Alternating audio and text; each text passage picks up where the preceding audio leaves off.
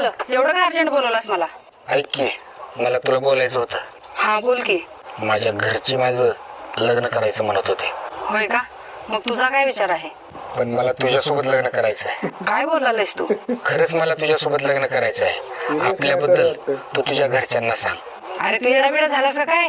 म्हणजे काय म्हणणं आहे तुझं? मी नाही सांगू शकत माझ्या घरच्यांना. पण का?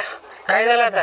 कारण मी घरच्यांच्या पसंतीनं लग्न करणार आहे. पण तू तर माझ्यावर प्रेम करतेस की. होय, पण लग्न केलं पाहिजे असं काही आहे का? पण तूच तर मला म्हणली होतीस की आपण दोघं लग्न करूया म्हणून. होय, पण मी ते सहज बोलले होते.